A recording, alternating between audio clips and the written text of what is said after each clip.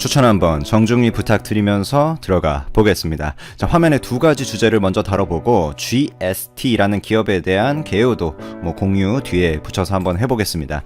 최근 유가 선물이 마이너스까지 찍더니 그래도 제가 녹음하는 26일 기준으로는 16달러, WTI 16달러 수준으로 반등을 했죠.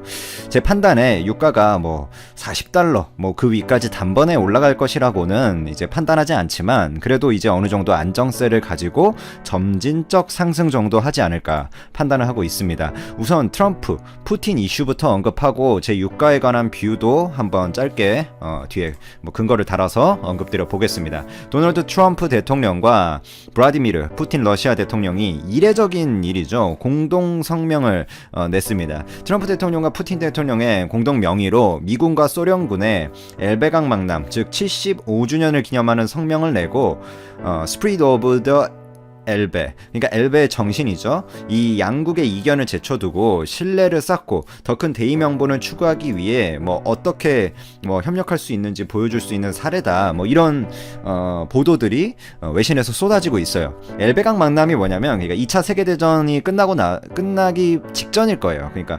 1945년 4월달쯤에 미군과 소련군이 독일에 있는 엘베강에서 조우를 한 일이 됩니다. 그게 이제 종전의 그러니까 상징적 그런 어떤 심볼릭이 있는 거죠. 미국과 러시아 대통령이 이제 엘베강 선언을 기념하는 공동 성명을 낸 거는 버락 오바마, 그러니까 2010년 때, 그리고 그때 드미트리 메드베데프 전 대통령이 그때 성명을 냈었는데 10년 만입니다. 당시에는 이제 러시아와 또 관계가 별로 안 좋았어요. 그래서 회복하기 위해 굉장히 또 노력 중이었고, 지금도 유가 관련해서 전쟁을 하다가 회복하는 어떤 노력 중이죠. 지금 군사적 정치적 관계가 미국과 러시아가 굉장히 안 좋고, 그리고 미 해군이 지난 19일 성명에서 러시아 공군 소속 전투기가 미 해군의 정찰기 위협 을 했다. 요런 그런 음모론들, 그러니까 그거는 이제 팩트였는데 그 다음에 러시아 언론 기관들이 또 어떤 음모론들을 내고, 제가 그 음모론을 지금 여기서 언급하는 건 별로 좋은 게 아닌 것 같고, 결국에는 이런 분위기의 배경이 뭐냐 하면 국내에서 정치적으로 지금 푸틴이 굉장히 위기에 놓여 있습니다. 그래서 푸틴이 어느 정도 이걸 주도하지 않을까라고 저는 판단을 하고 있고, 푸틴이 러시아가 소비에트 연방과 같은 어떤 강국이 되기를, 그리고 그런 거를 미국이 조금 인정해줬으면 하는, 그리고 지금 국제유가 급락으로 루블화 가치도 굉장히 하락하고 있잖아요. 그 다음에 보건 이슈로 인해서 글로벌적인, 다들 아시는 그런 이슈로 인해서 경제 충격이 굉장히 겹치면서 푸틴 대통령의 지지율도 지금 굉장히 하락하고 있습니다. 그리고 경제 성장률 측면으로 보면 마이너스 20%까지 보고 있는 사람들이 많아요. 한국이 지금 경제 성장률이 굉장히 높죠. 그게 이제 이번 보건 이슈를 잘 넘겨서 그렇다는 평가가 많고, 근데 러시아는 굉장히 어려운 상황입니다. 그래서 이번 어떤 거는 상징적인 의미로 어떤 역사적인 반복에 의해서 실행된 건 맞지만, 그래도 저는 나올 시점에 나올 게 나왔다라고 판단을 하고, 이 배경이 되는 유가에 관해서 점진적 상승에 대한 근거에 대해서 말씀드리면, 지금 유가가 20달러 아래인데 이게 사우디건 미국이건 미국의 셰일 기업 러시아건 할 거 없이 원가도 못 받고 팔아야 되는 상황입니다. 즉 기름을, 그러니까 석유나 원유를 채굴하는 비용도 안 나오는 수준이에요. 근데 사우디의 일부 기업들이 이제 아주 걔네들은 저렴하게 해먹거든요. 그래서 지금 그 기름 부자잖아요, 그 나라들이. 그게 된 이유가 다 있습니다. 그 원가 구조가 셰일 기업이 좀 높아요. 사우디나 이런 데 좀 낮고. 근데 그래서 일부 기업은 간신히 이제 팔 수는 있긴 하지만 대부분 기업들이 어차피 안 나오기 때문에 결국에 이런 손해보고 파는 마이너스 사태가 지속될 수 없다. 그건 자연의 법칙 같은 내용이죠. 지도자들의 합의로, 이게 사람들끼리 합의하면 해결이 가능한 내용이잖아요. 근데 지도자들이 자신들의 이제 자국 기업들이 다 도산해 가는데도 해결을 안 하고 미국과 러시아 사우디 기업들을 다 도산시킬까요? 연말까지 그런 데이터도 있습니다. 30달러 선으로 계속 유지됐을 때 어느 정도 기업들이 도산하고, 20달러, 10달러. 근데 10달러 선으로 유지되면 이번 연도 말에만 수백 개 기업들이 도산을 할 거예요. 세계에서. 이거는 제 데이터가 아니라 이제 이제 외신이나 외국 리서치 기관 데이터를 제가 봤던 기억을 말씀드리는 건데, 안 그래도 지금 보건 이슈로 나라가 휘청거리는데 저는 이 지도자들이 어느 정도 어떤 액션에, 그 전에 이제 감산 합의를 어느 정도 했지만 그건 양이 너무 작았고 더 추가적인 액션에 나갈 거라고 저는 판단을 하고요. 지금 뭐 엑선모빌이나 듀폰이나 뭐 할 거 없이 미국 관련 기업들 기업 가치, 즉 주가가 연초 대비 반토막이 넘게 났잖아요. 저는 중소정유 기업들은 안 좋게 보지만 결국에 이 유가는 과거처럼 높게 형성되진 않겠지만 채굴원가 위로는 갈 것이라고 보고, 이 채굴업체들 사이에서 뭐 셰일 기업이던 중소형, 즉 부실한 채굴업체들은 이번에 구조조정 당하고 미국이라든지 뭐 사우디나 뭐 러시아 할 거 없이 세계적인 기업들, 특히 미국이 되겠죠. 세계적인 기업들이 더 많은 파이를 가져갈 것이다 라고 판단을 합니다. 그러니까 이 기업들의 지금 기업가치 훼손은 좀 과하다라고 저는 판단을 하고 있는 거예요. 그러니까 유가가 계속해서 막 무슨 5달러 막 3달러 가면서 만약 이 기업들이 진짜 도산 단계로 간다, 그리고 미국 정부가 아예 지원을 안 해준다, 그러면 지금의 주가 이제 폭락세가 이해가 되죠. 하지만 결국에 이제 유가는 다시 반등하고 있고 안정세로, 사람이 해결할 수 있는 일이기에 안정세로 갈 것이라고 저는 보고 있고, 그러면 지금의 하락세는 좀 과하다 이렇게 보고 있는 거죠. 기업가치 훼손이. 물론 이런 어떤 석유 기업들의 시대가 끝났다라고 말씀하시는 분들도 가끔 있는데 과거보다는 좀 적게 쓰겠죠. 하지만 그만큼 이미 기업 가치에 다 반영이 되어 있는 거고, 예를 들어 뭐 전기차 쓰면 석유 안 쓸 거다. 근데 전기는 뭐로 만들까요? 물론 풍력, 태양광 같은 것도 있죠. 하지만 관련 업계에 뭐 계신 분들이나 전력 수급 계획이나 이런 거 보시면 되겠지만 완전 대체는 정말 먼 이야기라는 걸 아실 겁니다. 계속 이제 수요가 있다. 자, 그럼 다음 주제로 한번 가보죠. 삼성전자가 지금 합종 연행이 계속해서 이어지고 있는데, 특히 이제 시스템 반도체 분야에서의 뭐 협력이 줄을 이루고 있어요. 결국에는 2030 시스템 반도체 1위에 오르겠다는 선언의 어떤 그 추가적인 내용들이 나오고 있는 거죠. 뭐 첫 번째로 구글의 자체 AP 어플리케이션 프로세서 제품 개발을 삼성전자랑 같이 했으면 좋겠다. 구글이 나와가지고 이제 삼성전자가 제품 개발 협력을 하고 있는 거고, 물론 뭐 구체적인 내용이 공개된 건 아니지만 구글이 삼성전자 파운드리에 이제 생산을 맡긴다는 것은 기정사실입니다. 그러니까 파운드리의 위탁 생산 계약을 지금 체결한 건 아닌데 칩 설계를 구글하고 삼성이 지금 같이 하고 있어요. 이건 내부적으로 다 이미 알려진 사실인데 뭐 언론에도 나오고, 그러면 삼성이랑 구글이랑 지금 협력해서 구글에 이제 모바일 칩을 설계하고 있는 건데, 그러면 당연히 삼성 파운드리에 맡긴다. 이거는 뭐 수순이죠. 구글이 그런 게 다 결국에 배경에 깔려 있으니까 지금 구글과 삼성이 같이 칩 설계를 하고 있는 거고, 그 다음에 이 모바일 칩 설계를 넘어서서 결국에 구글이 앞으로 해줄 것들 있잖아요. 자율주행 반도체도 지금 구글의 자회사 웨이모 같은 것들 세계 1위고, 그 다음에 뭐 VR, AR 그런 쪽에서도 소프트웨어링 기술력이 구글이 아주 좋고, 삼성전자도 저번에 이제 컨퍼런스 콜에서 자기들이 잘할 수 있는 하드웨어에 집중하겠다. 그러면 소프트웨어링을 누가 맡을 것이냐? 결국엔 세계 1위 구글과 협력해서 우리는 소프트웨어, 우리의 핸드폰이나 뭐 VR이나 AR이나 이런 기기들은 소프트웨어적으로도 구글의 세계 1위 걸 쓸 거고, 하드웨어적으로는 삼성이 세계 1위니까 뭐 모든 면에서 세계 1위 제품을 내놓겠다. 뭐 이런 전략으로 가고 있기 때문에 협력은 이제 확실시되고, 삼성전자 이제 5나노 EUV 공정에서 생산이 될 거라고 보고 있고요. 구글이 이제 퀄컴 칩에 대한 의존도를 계속해서 낮추고 있어요. 퀄컴이 좀 너무 비싸게 파는 게 있습니다.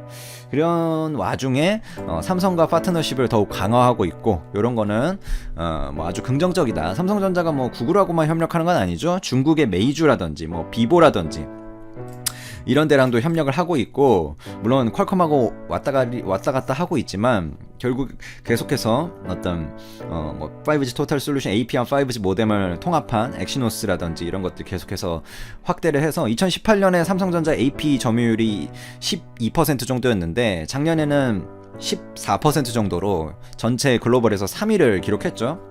그래서 앞으로도 저는 삼성전자 이런 시스템 반도체 횡보가 긍정적이라고 보고, 삼성전자가 또 막대한 어차피 모바일 패권을 쥐고 있기 때문에 삼성전자가 이런 행보를 보여준다고 해도 어차피 퀄컴 거를 많이 써주잖아요. 또 자사의 이제 갤럭시 S20에도 결국에는 스냅드래곤 865를 썼고, 퀄컴의 그리고 모뎀 칩 뭐 스냅드래곤 X60도 파운드리 물량을 따냈고, 즉 삼성이 계속해서 퀄컴하고는 협력 관계가 두텁기 때문에 삼성이 이제 구글과 이런 협력을 통해서 조금 AP 점유율을 늘려간다고 해도 퀄컴이 삼성을 뭐 견제할 그 정도 선은 아니다. 삼성은 어느 정도 이익성을 추구하면서 발을 파운드리 AP 이렇게 발을 걸쳐두고 있는 거다.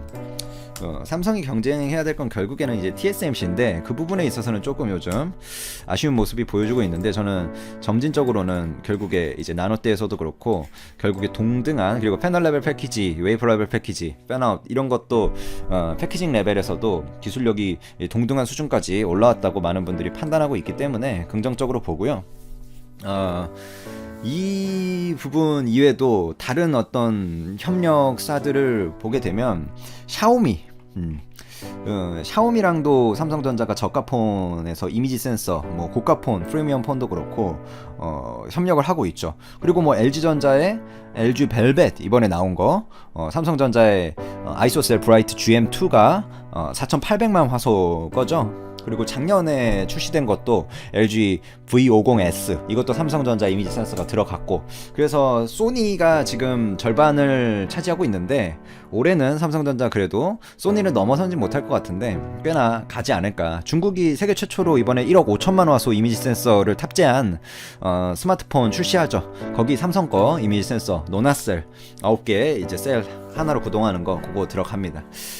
이 9개의 이미지 노나셀이 그 간섭 현상을 줄이는 게 정말 높은 기술력인데, 이번에 삼성이 그거 잘 해가지고 오포랑 비보하고도 1억 5천만 화소 요거 이제 쓰도록 노력하고 있고 영업을 하고 있고요. 2억 5천만 화소, 2억 5천만 화소 R&D 중이고, 최근에 6억 화소도 하겠다라고 또 발표를 했었죠.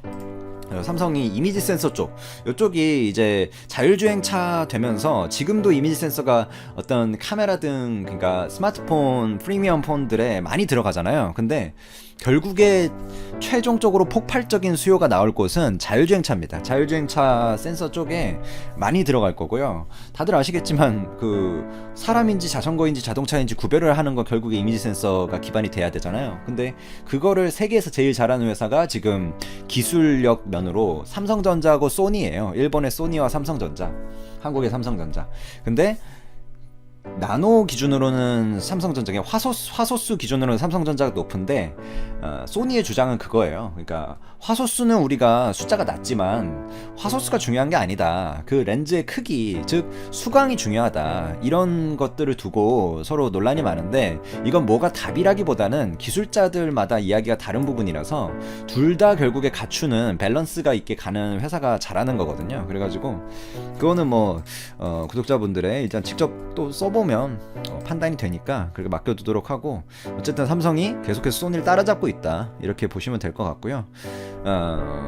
마지막으로 가입자분의 관심 기업이죠. GST에 대해서 간략한 기업 개요만 공유드려 보도록 하겠습니다. GST는 모르시는 분들이 많죠. 이게 큰 회사는 아니에요. 시총도 뭐 한 1200억, 1400억 그 정도 사이고 중소기업입니다. 반도체 장비 회사고요. 이 회사가 요즘 거래처가 좀 다변화되고 있다는 게 좀 긍정적이에요. 주가도 많이 뛰었죠. 그래서 고객사들한테도 고성능 스크러버 수요가 증가를 하고 있고, 제가 일회성 매출만 나오는 회사를 별로 안 좋아하거든요. 클래시스 같이 슈링크, 그거 피부과에서 레이저 쏘는 거, 그런 거 같이 카트리지 소모품 매출이 이렇게 원래 장비를 하나 팔아놓고도 소모품 매출이 꾸준하게 나오는 회사를 좋아하는데, 이 GST라는 회사는 뭐 그 정도는 아닌데 그래도 유지보수 성격으로 매출이 꾸준하게 발생을 하고 있고, 이 회사가 역사가 2001년도 설립된 회사, 이때 반도체 회사들이 설비나 뭐 소모품이나 많이 설립이 됐죠. 반도체 공정용 스크러버, 그러니까 스크러버라는 게 가스 정화 장비, 그리고 칠러, 그러니까 온도 조절 장치, 이런 거를 이제 R&D하고 이제 생산하고 이런 업체인데, 결국에는 스크러버라는 거는 반도체나 디스플레이 공정상에서 유해가스들이 배출되는데 그거를 정화하는 장비를 우리가 스크러버라고 부르고요. 칠러라는 것은 반도체 및 디스플레이 제조 공정상에 안정적인 어떤 이런 플랫한 온도 유지를 통해서 공정 효율을 개선하는 장비다. 즉 스크러버와 칠러 모두 반도체 생산 라인 구축할 때 필수적으로 들어가는 장비고, 이 반도체 생산 라인 증설이 있으면 결국 이렇게 캐펙스랑 좀 뭐라고 해야 되죠? 캐펙스랑 연동되는 회사이고, 그 다음에 유지보수도 계속해서 발생을 하기 때문에 뭐 꾸준하게 어느 정도 수요가 나오는 회사다, 이렇게 보시면 되고, 2003년에 독일 업체로부터 번웻 방식의 스크러버 생산 기술을 이전 받아가지고 이제 국내 대형, 그러니까 SK나 뭐 삼성 이런 데 해주면서 스크러버 매출이 한 50% 되고요. 방금 말씀드렸던 유지보수 용역해주는 것들 매출이 한 30% 되고, 그 다음에 칠러 매출이 가장 작은 한 13% 됩니다. 그래서 이 회사는 근데 용역 매출이 30%잖아요. 그러니까 만약에 반도체 회사들이 신규 캐펙스를 안 나가주게 되면 스크러버나 당연히 칠러 매출 등이 안 나올 것이기 때문에 용역 매출만으로 이 회사가 뭔가 계속 간다, 이렇게 보는 거는 조금 무리수가 있다, 저희가 이렇게 볼 수 있고, 결국에는 반도체 캐펙스의 주의를 우리가 예민하게 봐야 되는 그런 회사다. 그래야지 기업이 이번 연도 좀 잘해줄지 알 수 있는 회사다라고 보시면 되고, 그런 캐펙스가 이제 반도체 사이클이 돌아오면서 계속해서 증가 추세를 그렸죠. 그래서 매출이나 영업이익도 지속적인 증가 추세에 있는 기업이고, 가입자분이 아마 관심 기업으로 두신 건 이 기업의 주주로 계시겠죠. 반도체 사이클에 장비 기업들이 먼저 반응하잖아요. 그 다음 뭐 소모품 기업들 반응하고, 그래서 이 기업도 저는 이번에 돈은 당연히 영업이익은 잘 벌 거라고 작년보다 판단하고요. 부채 비율도 뭐 훌륭합니다. 뭐 YMTC, 이게 칭하윤이 자회사죠. 랜드 만드는, 그리고 창신 메모리, 얘네 디램 만드는 회사, 그리고 마이크론 미국의 고객사도 다양하고요.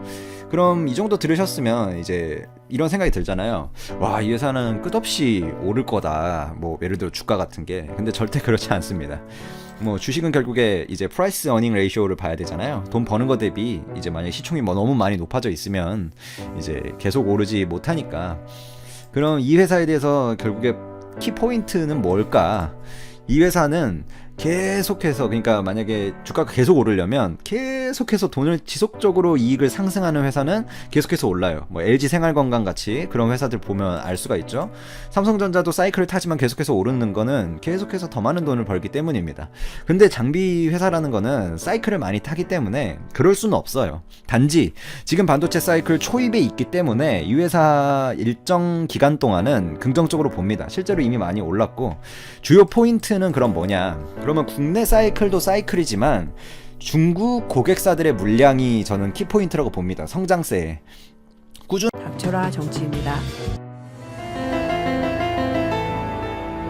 조국 전 법무부 장관에 대해서 몰라도 너무 모르는 분들이 많으신 것 같거든요. 물론 그럴만도 한 게 조국 청와대 민정수석이 청와대를 사퇴할 쯤부터 법무부 장관에 임명될 거라는 뉴스가 엄청 쏟아지지 않았습니까?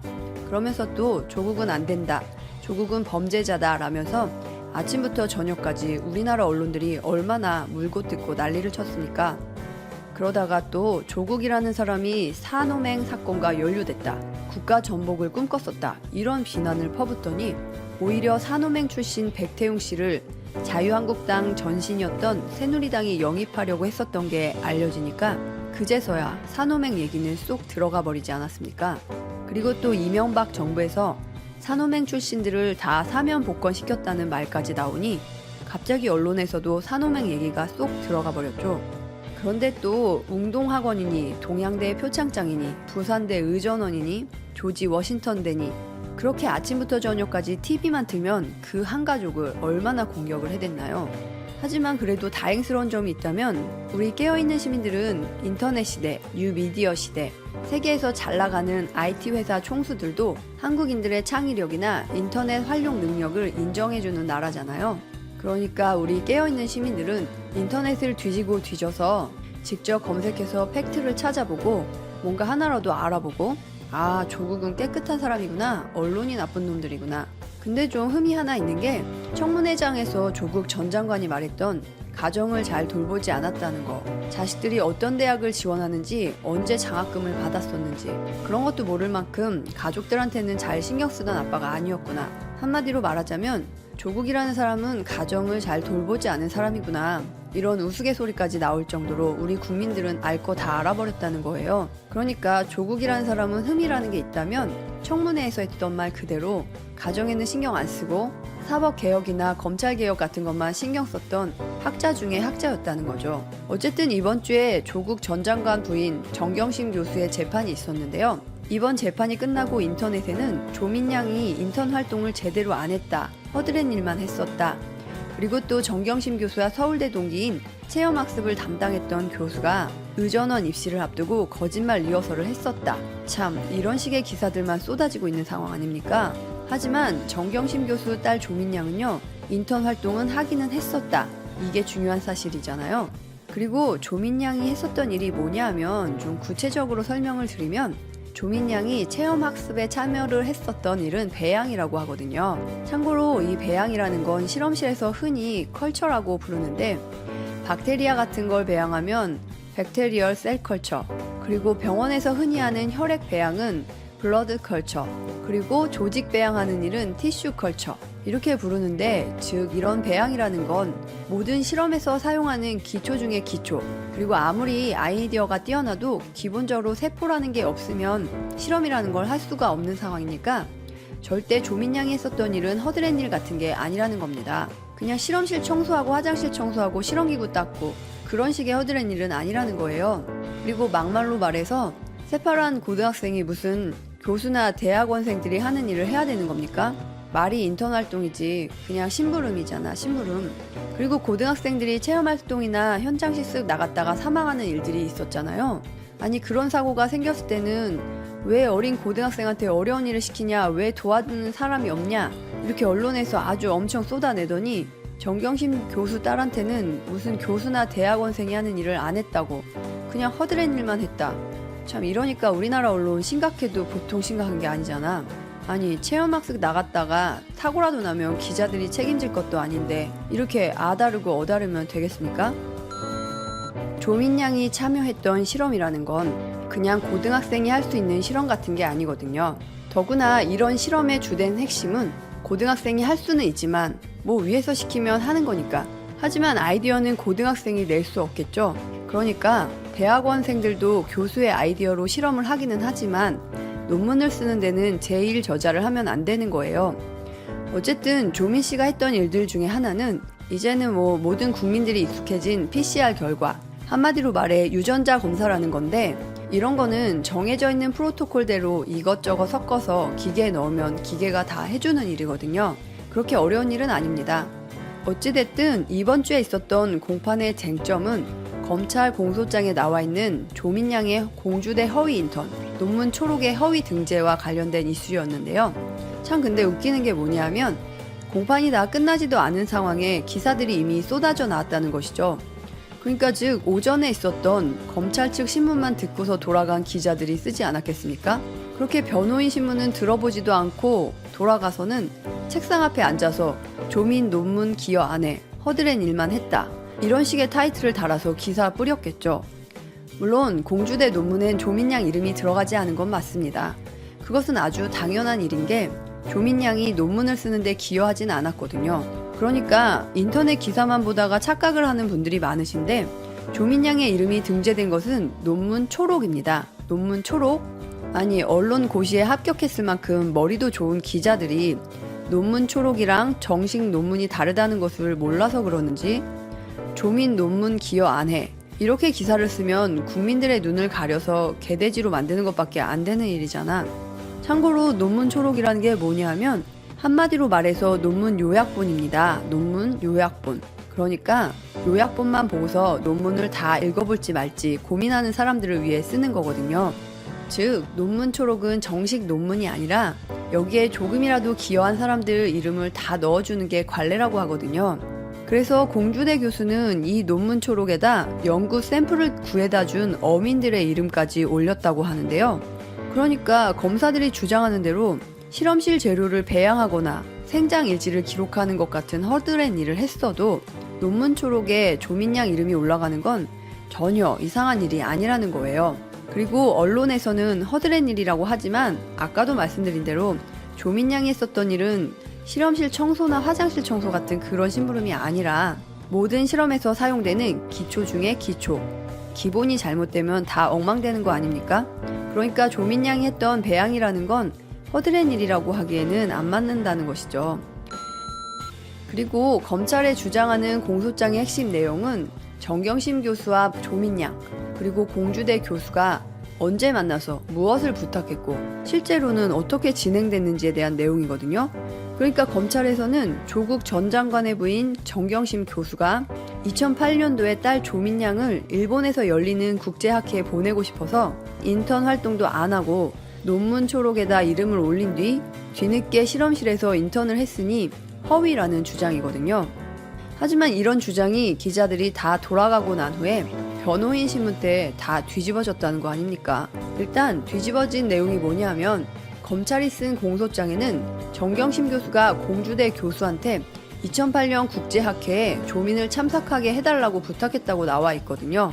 하지만 해당 교수는 뭐라고 했냐면 그런 적 없다 이렇게 부인했습니다. 그리고 이어서 변호인단의 반대 신문 때 아주 결정적인 증거가 제출됐는데요.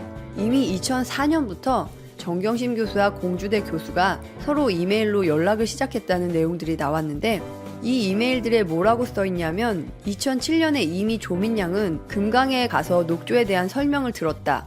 이런 내용이 이메일에 담겨 있었다는 겁니다. 그러니까 검찰에서 주장하는 2008년이라는 날짜는 확 뒤집어져 버린 거죠. 즉 사실이 뭐냐면 조민양은 이미 2007년도에 공주대 교수를 만났었고 논문 초록을 쓰기 이전부터 사실상 연구체험 활동을 시작했었다는 겁니다. 그러니까 검찰이 주장하는 공소장 내용이 완전 구라라는 게 입증돼 버린 거예요.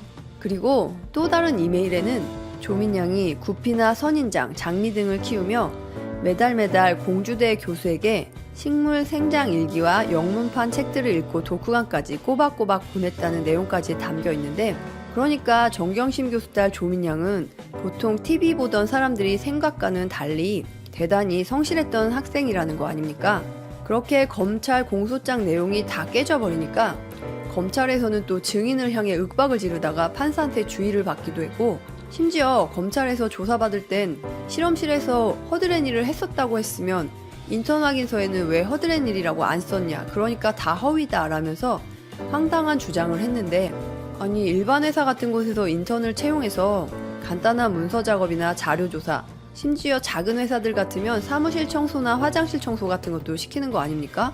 그럼 인턴 확인서를 써줄 때 허드렛 일 했다, 화장실 청소했다, 문서 작업했다 이렇게 써주니까 그냥 인턴 활동했다 이렇게 써주는 거잖아요. 그러니까 지금 우리나라 검사들이 사회생활 같은 거 제대로 안 해본 사람들로 보일 만큼 이런 기초적인 것도 모르는 것 같은데 어쨌든 결론적으로 봤을 때 이번 재판은 진행이 되면 될수록 검찰의 공소장 내용이 얼마나 억지스러운지 드러나는 상황이고요. 그리고 조민양은 정말 성실한 학생이라는 걸 다시 한번 확인시켜주는 상황입니다. 마지막으로 아직도 조민양을 향해 정유라랑 뭐가 다르냐 이런 식의 얘기하는 분들이 많으신데요. 다 TV만 보셔서 그런 생각이 들었을 것이라고 생각은 하지만 그런 분들이 꼭 하나라도 좀 아셨으면 싶은 게 정경심 교수 딸 조민양은요. AP 5과목 중에 4과목 만점을 받은 학생입니다. 거기다 또 AP 4과목에서 만점만 맞은 게 아니라 탭스는 904점, 그리고 토익은 990점 만점.